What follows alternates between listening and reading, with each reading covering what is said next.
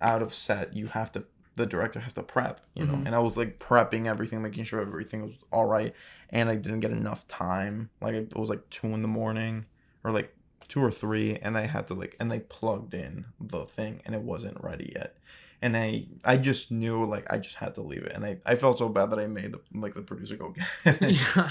Yeah. But sometimes you just have to sacrifice in some ways to be able to get the best product possible. And I feel like if I learned something from this project being like the first professionally done with real That was actors and definitely the most everything. professional shoot I've done, for sure. Yeah, it was. I mean, I learned so much. Like I can't even quantify So much. the things I learned in that project. Mm-hmm. And how important having a team is. We had a kick-ass team. Yeah, incredible. Everyone did such a good job. Yeah, everybody. If anybody that worked on this project is listening, like definitely, we love you. Thank you. Thank you. And much. We're gonna use y'all again. Yeah, for sure. Definitely coming up with different projects. Yeah, and it's there's a learning curve.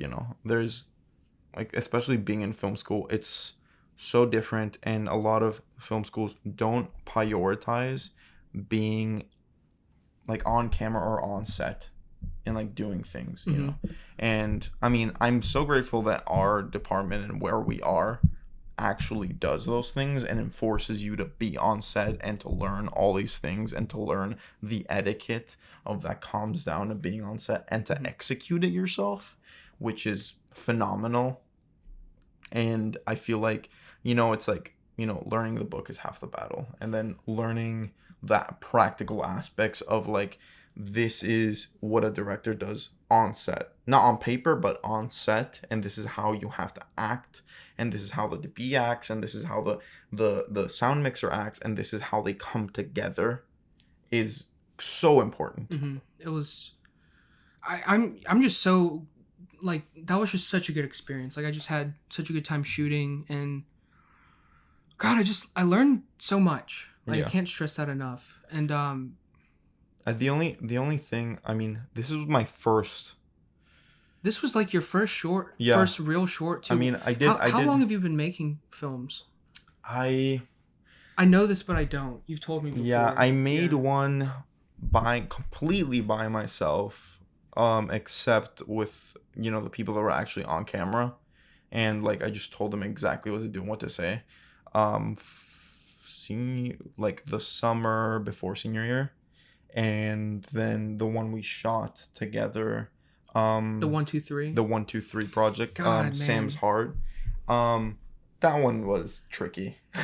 Yeah, well, it wasn't my best work. No, I'd say. I like the concept though. My 1-2-3 was horrifying, embarrassing. And I'm embarrassed for my actors because I didn't direct them well at all. Sammy came in last minute. He came in 5 minutes before we started. Props to Sammy Beal for coming in. But Landon, he's so funny and such a good actor, and I didn't direct him well at all. There were so many things we did wrong with our 1-2-3. Yeah, and it's I talked to the head of department of Loyola and of film, and this was a conversation I had with him my freshman year.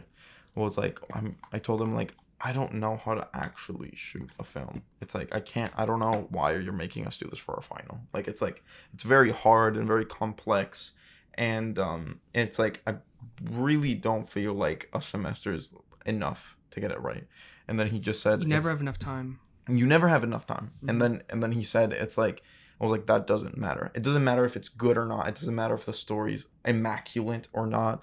It matters that you go from development to distribution and know the process mm-hmm. of what it takes to do all these things.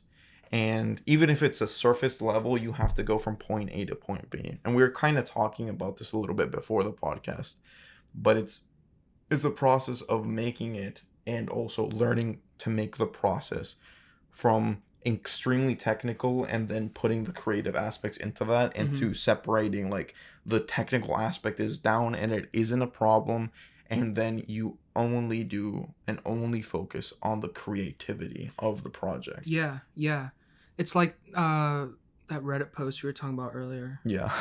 There was some guy on Reddit who was he posted on the director forum saying like, oh, I just don't feel confident in myself. Like my footage looks amateur. I just started. And I commented and I was like, you're learning, like we all learn. I mean, God, our 1, 2, 3s were horrible. And look where we are now. Yeah.